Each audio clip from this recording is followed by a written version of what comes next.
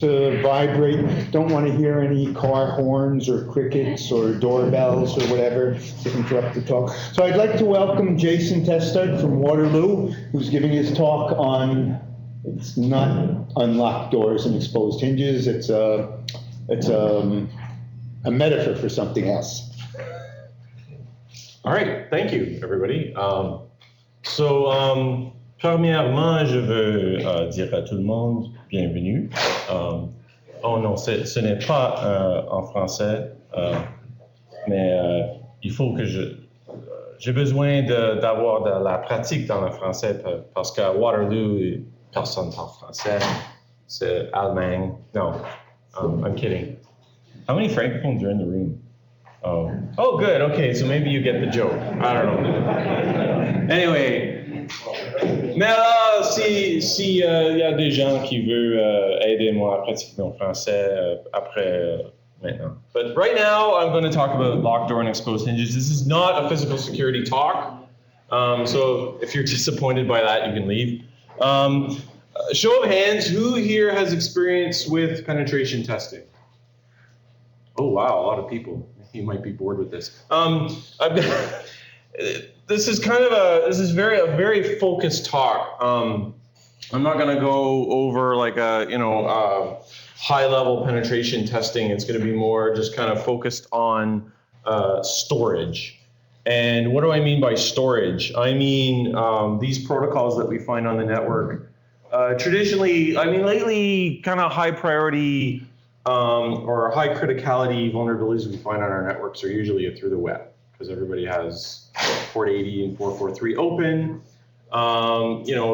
There's the name escapes, the OWASP top 10. SQL injection is still a problem. But I think one of the things we need to, what a lot of people tell you is you have to think about internal attacks, and you have to think about some of the things that maybe people don't think about. And so I thought I would cover kind of these network protocols that we will find on our network, because there's lots of Windows out there. We have Unix, we have a lot of Macs. How many people are running a Mac themselves? Oh, not as many as I thought there would be. Okay. They're still out there, and it's still a concern. So TFTP we'll find on our network. I have GASP there, and I'll explain that. It'll hopefully become apparent later on. So in the title of the talk, I talk about methodology. And I don't like using the word methodology. And the reason, it's kind of like utilize. I don't know, people like to use the word utilize. Utilize drives me crazy. It's use. I don't know. So when I think methods, methodology. So I looked it up in Wikipedia, and I've given this definition. I'm not going to read it because I don't like reading slides, but I probably will, just because I get nervous.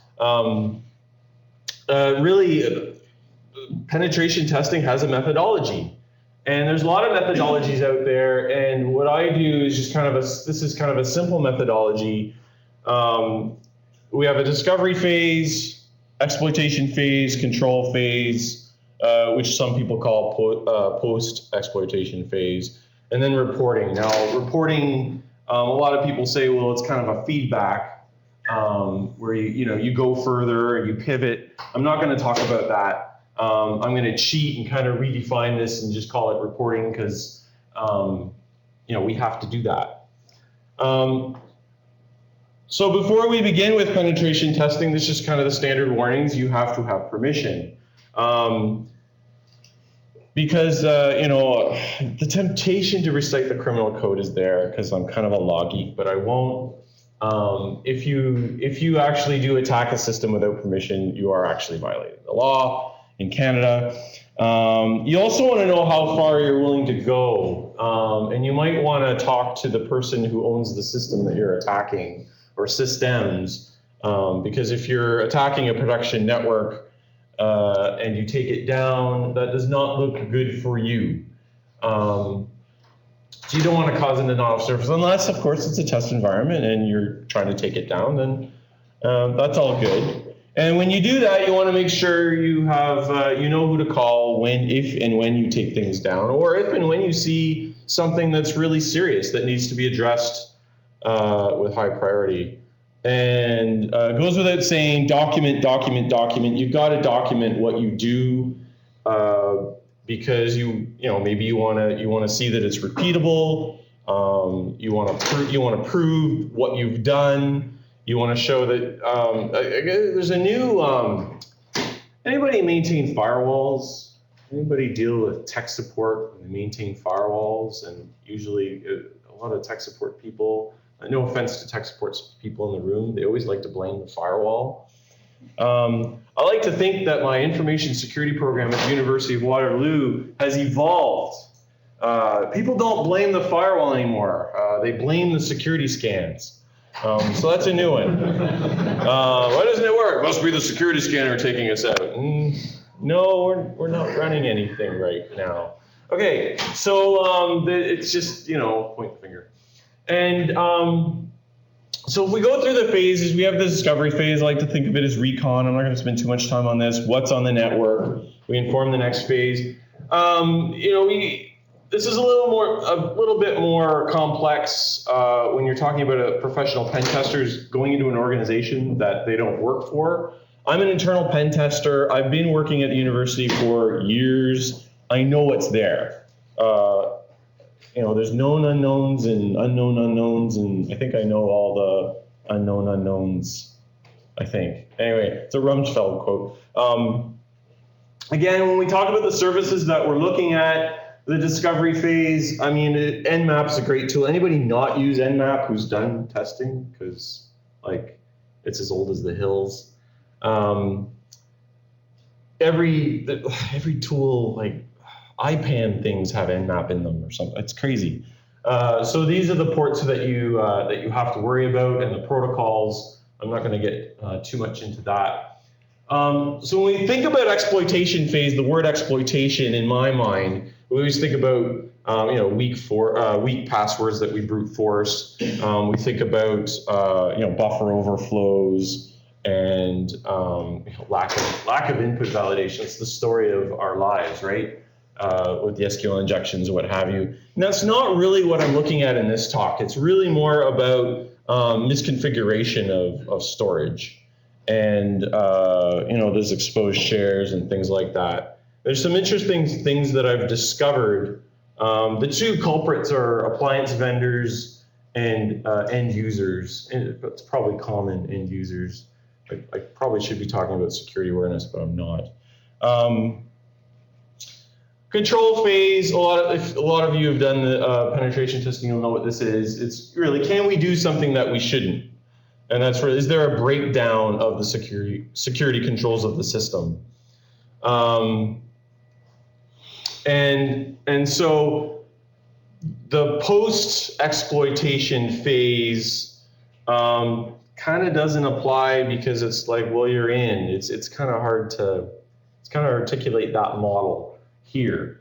And so I'm just gonna kind of cover that here. Then when we get to report phase, you collect the evidence, you document what you've done. And this is the interesting thing. The last point's really important.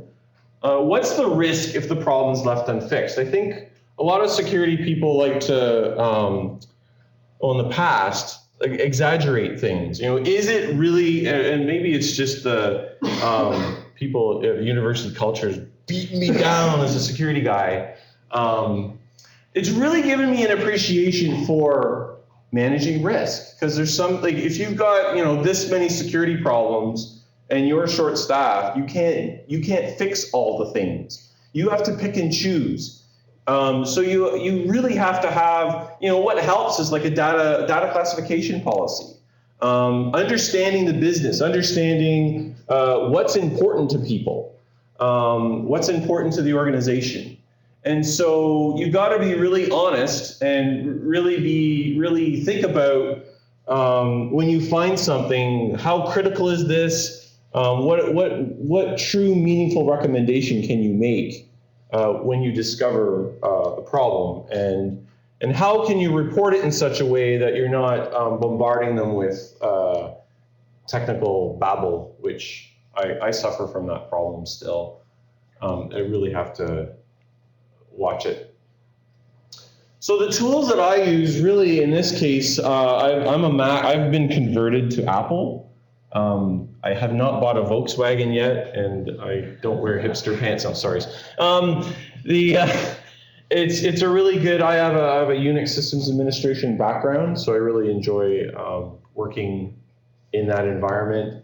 But you'll notice the tools here. There's no real, exploitation, security, hacker tools here, because we really are looking at misconfigurations, and we're looking at exposures, and not really trying to exploit things. And there are security-related distros out there, but I find for this I have to download some tools anyway, like a TFTP client, for example. Backtrack Linux, for example, does not have a TFTP client installed by default. You have to install it. And so this is what word processor, of course, for documenting your reports. So when we start with an inventory scan. Now everybody has their own set of tools. Nmap is a common tool. We use Qualys Guard, which is a commercial cloud-based vulnerability management tool. The reason we picked Qualys Guard at Waterloo is because Waterloo is very decentralized. And when we looked at acquiring a vulnerability scanning solution, we wanted systems administrators across the campus to be able to log in and download reports themselves. Nessus, I found the interface and the automation was a little bit too much work. Although looking back and looking at our adoption of Qualys Guard, maybe it's not getting the buy-in from the sysadmins that we were hoping for. But the API is really good. And so we actually take the output from Qualys Guard using their API, and we dump them into a Postgres database. And I'm really excited about Postgres. I don't know why. It's just, sometimes when I look at SQL and I get all excited, I can work with data. The big reason for Postgres is because of the data typing. It has a type for IP address, MAC address. So you can do some really neat things. For example, if you want to search for an IP address that's within a net block, you don't have to write code to figure that out. The database just understands that. The idea of an IP address belonging to a net block. And you can join tables knowing that. So we have a table of network configuration, kind of the equivalent of an etc host file for those of you who may have used them, which has network owner, net block that they are responsible for and contact. And then we have a vulnerabilities table, and we can use the power of SQL to generate reports. So I personally like that functionality. So the problem with vulnerability scanners is they, there's a lot of potential false positives, and the whole idea of pen testing for me is to really validate those results, see whether or not is this thing truly an issue.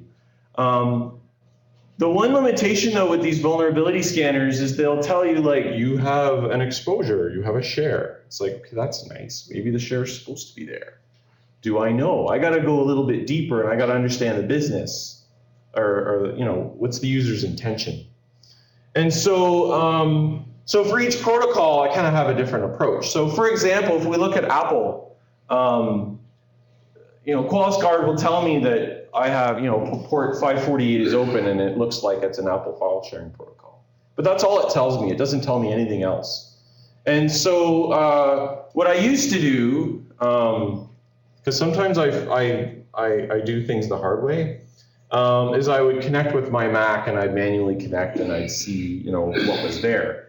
Until I found this, I forget the gentleman's name in Europe. He wrote a whole bunch of tools, what are called Nmap scripting engine scripts. And one of them is called AFPLS, which is basically lists Apple file share protocol.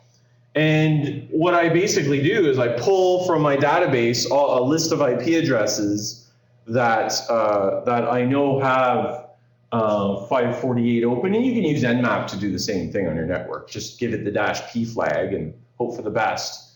Run this script, and it's and I review the output every once in a while. So in this case, we have the Great White North? Yeah, Great White North.U Waterloo. We have Bob and Doug McKenzie. Am I aging myself? I don't know. Yeah, so they have public folders on here, and you'll notice now, is this a problem? This is kind of the default when you turn on sharing. This is what you get. But one day I found some machine in a faculty in a department that belonged to an admin assistant, and there was interesting directories like evaluations. So I mounted the drive. Is that what they call it in Mac world? I'm such a Unix guy. I mapped the drive, mounted the drive, started poking around, and what's in this evaluations directory? Oh, it's professor evaluations for the entire department. Oh, Professor Smith, students don't like him. He got a negative teaching evaluation. I don't think that those faculty members would appreciate those being accessible by pretty much anybody on the campus network. And it's those kinds of things that, thank goodness I didn't find files with credit card numbers in them. I did find a file one day. It was somebody had their own Active Directory, and for some reason they were giving passwords to their board of directors of this small school or whatever, and it had passwords in it. Awful. What access it gave them, I don't know, because probably to SharePoint, and that's kind of scary. So. Would I have found that with a web style scan? No, I wouldn't have. It's only if I go trolling on my internal network for storage. NFS insecurity. I like to say insecurity because if anybody work with NFS version 1? Show of hands, NFS v1. So NFS version 1 was traditional NFS, and really it was host-oriented security. And it trusted, each end trusted each other. And the security key is basically, in Unix, you have what's called a UID and you have what's called a GID. That's what's stored in the file system. That's what tracks users, these numbers. And your password file maps the numbers to names. And so those numbers have to match for NFS to work properly on the client and on the server. And the other thing about NFS, so that's it, that's the security.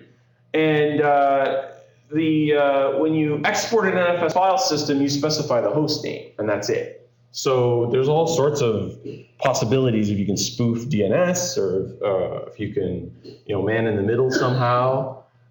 That's an issue. The other thing, too, that NFS provides is you can ask NFS what do you export? And there's some file system permissions there. So what we might see are wildcards there. So somebody will say, yes, I'll export /home to star, which means to any host. So I can connect and mount the file system. Now NFS, I guess I don't know why they did this, but there's maybe some Unix guy with the suspenders can explain to me. There's this difference between a root and an RW mount, and really what they wanted to do is, well, we don't want to give them the root on the client system, who's the all-powerful user, full access. So we'll only allow read-write mounting. Well, so that you basically, but all the client has to do is just fake the UID. If you have control of the client, then you have control of those UIDs.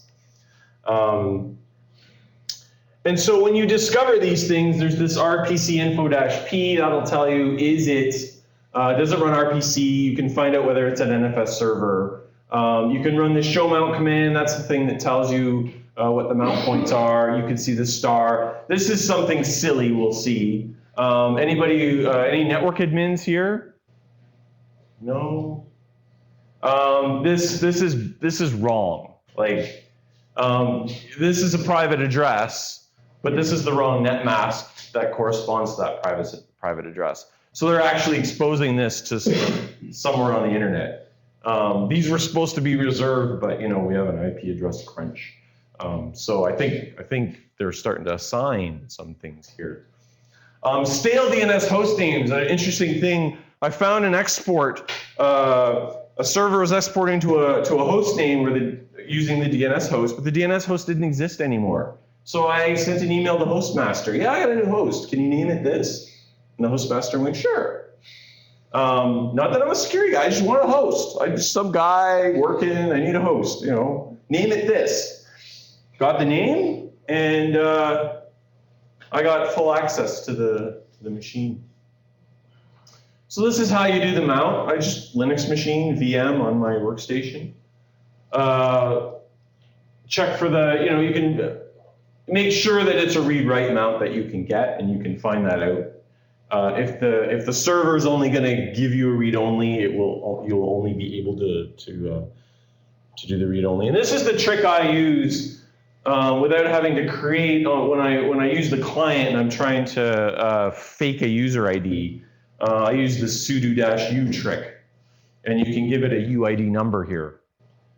What I used to do the hard way is edit my password file and try to match the numbers, what I saw on the server, and then assume that user to get in there. So this is a nice little trick for those of you who use sudo. HTTP insecurity. This is where I get into fun. This is where we get into the whole idea of locked doors and exposed hinges, the metaphor. So how many people here have faculty members who just bring in devices and plug them into the network? Show of hands. Come on, don't be. Yeah, everybody's like, I don't want to let them, but I do. And I know there are some people who, we're trying to get people to use centralized storage. This is a good business case to say why you shouldn't bring your cheap storage in. So many of these small office, home office NAS devices, they're Linux based. They have web interfaces. They might have a TFTP interface. The web interface might be for some multimedia thing. Often these things are insecure in that the web interface will have will have access to the entire file system. The web server will be running as root super user, and it's just a matter of finding the right path to get at the files that you need.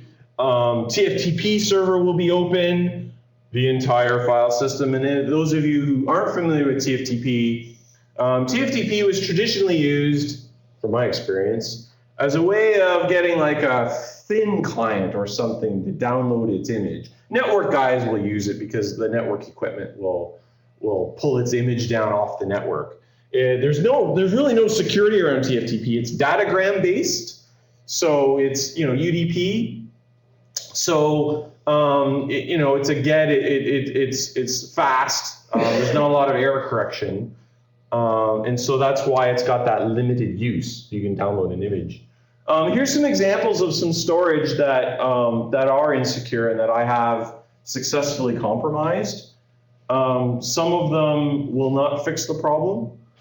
Others have, but often the case, if you want to fix the problem, you have to reformat.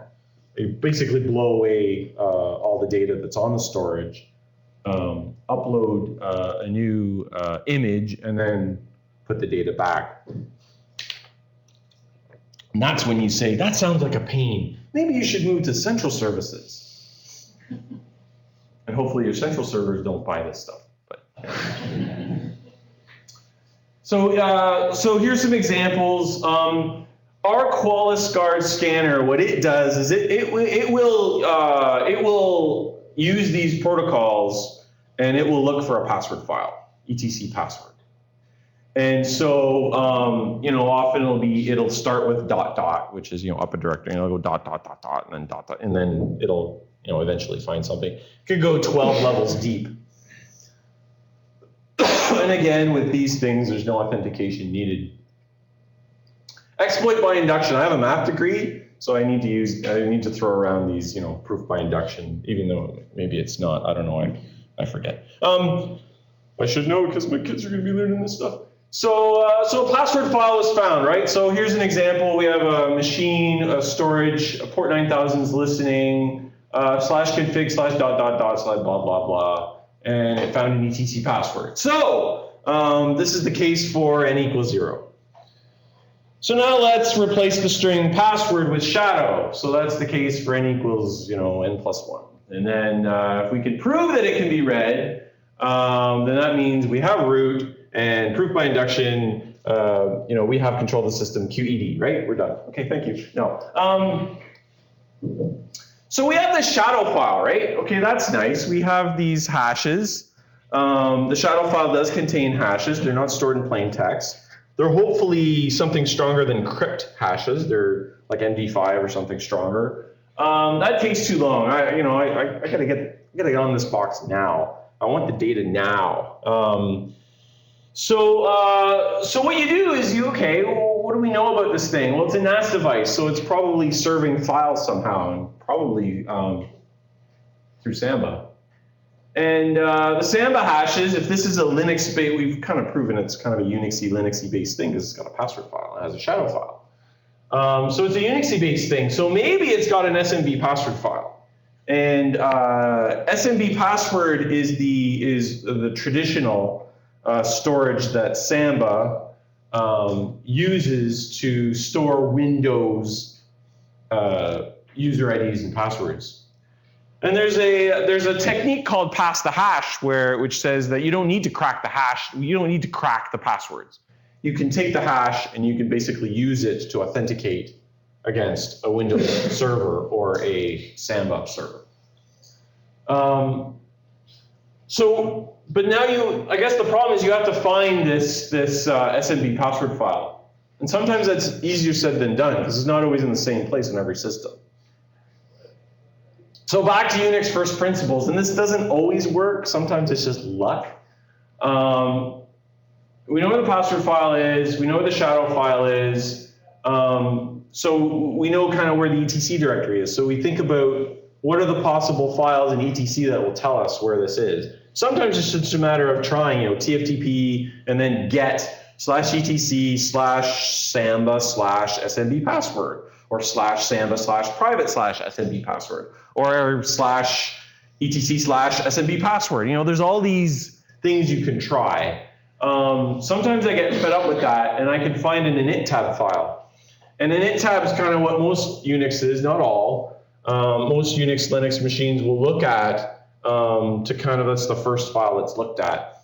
And there's some cases where I found these hashes, these Windows hashes, are actually stored in some bizarre config file that the vendor just created, and they store them in that file.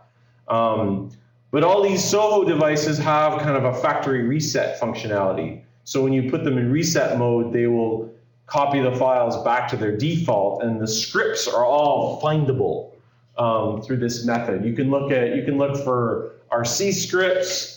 Every Unix is different. Like there's etc init.d, etc/rc, rc.1, rc.n. There's all sorts of different variations. You just have to try them, and eventually you will find an SMB password file. So what's this pass the hash thing? I talked a little bit about it. It's the idea is you take the hashes which are stored in the database and you can use those to authenticate. It's kind of like a replay attack.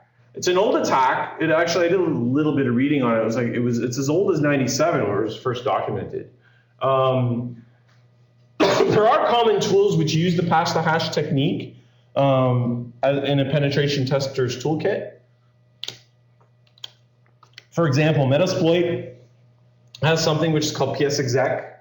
Tenable releases something called SMB shell. The issue with those is they're really designed to attack Windows machines because psexec is something you can run processes.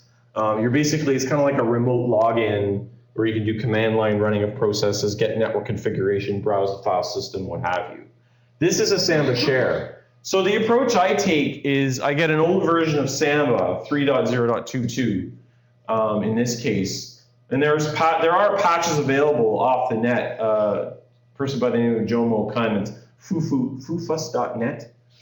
If you do Google search, you'll find it. And you patch this, you build it, and then you run. Now I've tried doing this on Backtrack. I couldn't get it to work, but a standard Ubuntu install, it works great. So now that you have this Samba thing and you have this landman NTLM hash, you pass the hash and use an SMB client command, and now you have access to the file system. And then, so what I do is I look around, I try maybe writing a new file. I do not try to edit existing files. That to me is crossing the line. Generally try not to read files. I'll look at directory listings, things like that. Again, this is one of those rules of engagement thing that you should have with your users.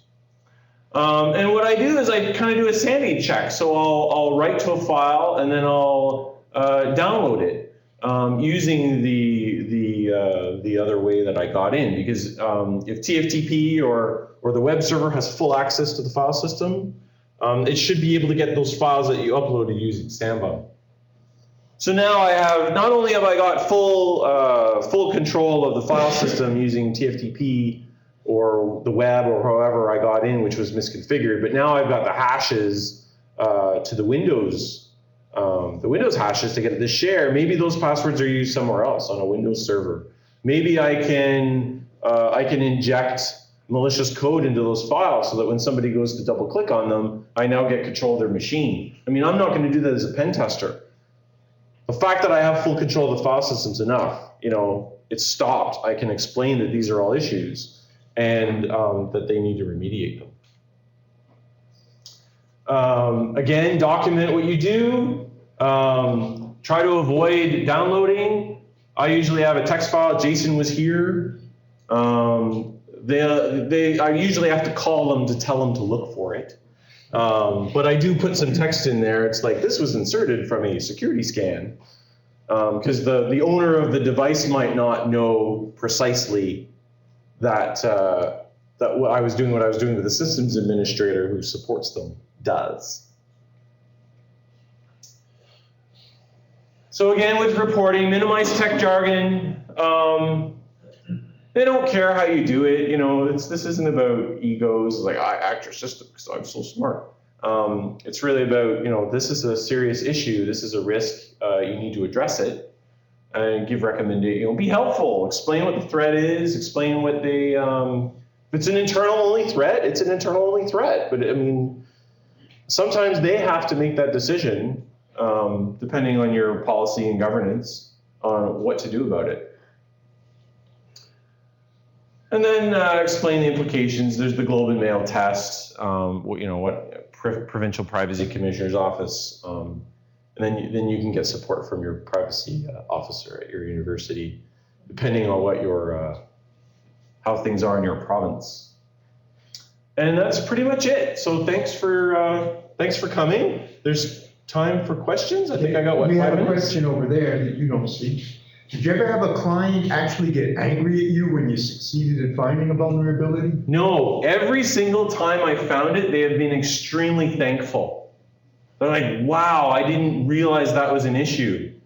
And sometimes, in one case, it's like, I got 5 of these. I'm going to unplug them now.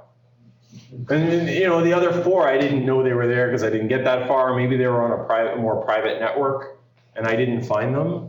And I've had one client who was angry with the vendor because I found the issue. I did some research. I found the vendor pages to try and get them some help, and they're like, I called the vendor. It took me a week to get to somebody who knew what the heck they were talking about, and then they told me, well, you're going to have to do a destructive restore, or we're not going to fix the problem. So yeah, they've been very, very, very, very happy. And if they're not, then maybe there's a problem with my initial methodology as far as getting permission and you know, getting that understanding of what I'm about to do.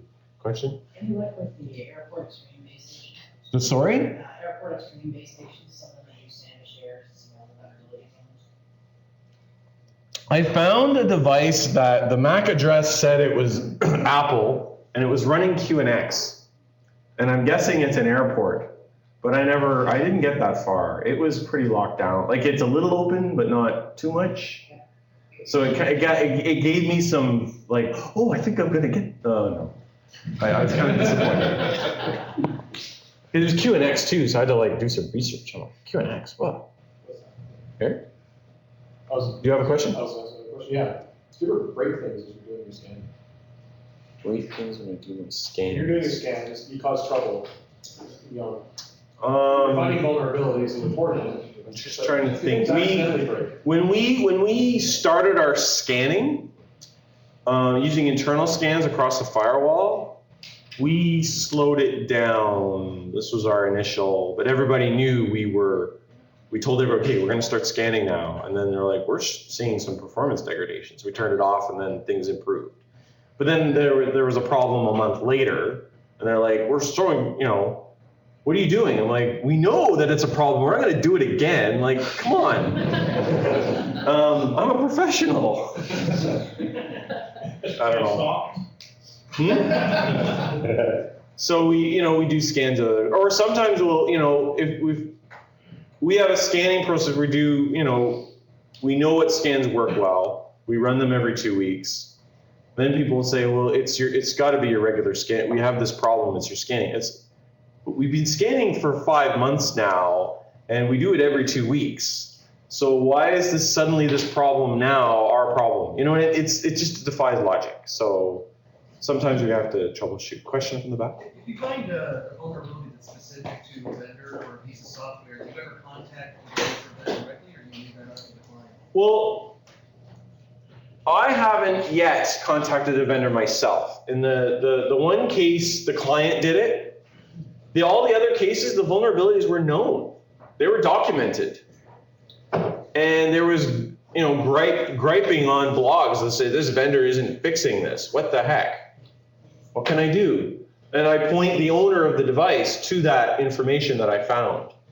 Because it's not really useful to me. I'm trying to be helpful, right? So I'm trying, I'll do a little bit of research and go, is this a known vulnerability? Did I find something new?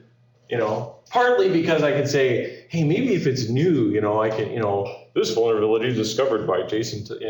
No. Sadly, somebody else beat me to it.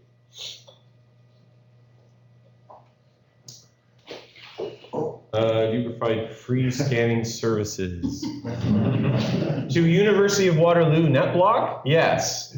How prevalent are the open shares? Not that prevalent. When we started this program, we found a bunch, and then we got rid of them. And so once in a while, the odd Apple share will pop up because they're end user controlled, and because we've gone through this, we've got the awareness of the local IT staff. So now they're armed if a faculty member comes to them and says, I've got the storage, plug it in for me. They've got ammunition now and support from my group to say, not a good idea. And when they explain it to them in terms of the risk to their research, they'll be like, oh, and then they'll rethink it. And I haven't personally had to deal with that just because I've got those admins now we're all kind of in the same direction. We're supporting each other, fighting the cause. At the back? I think the problem are copiers. Copiers, yeah. I haven't noticed copier issues with storage. Maybe I'm not scanning well enough. But open copiers and printers are a problem. We've been toner bombed. I don't know if you've been toner bombed. And then we have a new policy which basically says, look, these things need to be on private networks. So that gets rid of the nuisance. One of the things that we have done is we recently went through an RFP where it was, taking out the old vendor and bringing in the new. That was driven by our central graphics kind of ancillary service. And we really made sure that we were involved in that deployment so that we get it right the first time.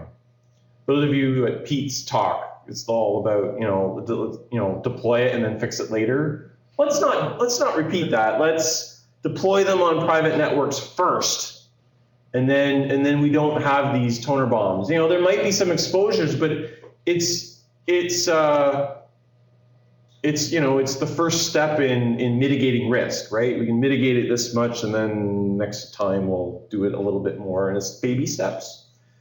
We still have problems with people plugging in HP printers, but you know, they lose their toner, right? We're stuck on that. Sorry. What do you guys do for NAT, for your network on the wired side? Anything? For NAT? Yeah, NAT network-based authentication, so you usually. Oh. have NAT. We're dabbling in that a little bit. We do that obviously for wireless, but on the wire there hasn't been too much appetite. We try to lock down public ports, and then we have a good database of who's where. So if they have a key to a room, they're on the hook, the occupant of the room. They're responsible. So, but I mean, we might change that later. It's just not on the top of my radar. I have too many other things like OWASP. Any other questions? There's the first one there. Ever commercialize scanning processes? Do you sell your scanning services? No. I mean, we're actually reusing other scanning services, so the market's pretty. So you're saying I should, you know, leave the university and start my own company? There's a lot of questions here. I don't know. But the entrepreneur in me is starting to bud. You know, that's one of the key pillars of the University of Waterloo strategic plan: entrepreneurship. I gotta work on that. So you're saying no to all these people that are putting network attached storage in the network on their own.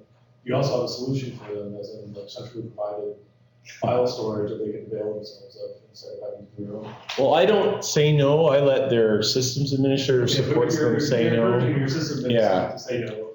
That's always been one of the struggles. Is I've always hated to say, you know, you can't do that. Well, what do? I don't know. It's really tough. So one of the challenges is getting the central IT to provide the service. Now, University of Waterloo's got a new CIO. We're doing a reorg, and one of the key things is getting those infrastructure services there and available, and having a model to support research. So that's kind of happened at the same time that I started this. So it was really good timing. So we do have a central solution. Sorry, that was a roundabout way of answering your question. I could have just said yes, but it wasn't as interesting. It was much more interesting. It wasn't as interesting a story. So what you're essentially doing is putting together a glossy brochure about doing scanning. Yeah, but that's not my intent. Isn't to oh gee, how do I do this without, you know, being disreputable to good garages out there? You know the old story about you take your car in for one thing and then they find 8 things that are wrong. I'm not trying to do that. I'm trying to act as an officer of the university who's looking at the best interests of the data. And if the local support group has a solution for them, use that. I'm not trying to push the central IT services. Just like we have it, it's there if you use it. But if you have an alternative that's secure, then sure, I'm not against it. If you want to push central services, you do denial of service instead of pen testing. There's other ways of pushing central services. So one of the things is outages. A good one. So Waterloo is there's a lot of thunderstorms in Waterloo. We got a lot of power outages in Waterloo. When people plug these things in, they don't put them on UPSs. And you know, I don't have to say anything more. Our stuff is on UPSs until they run out, and then our generator doesn't work. But anyway.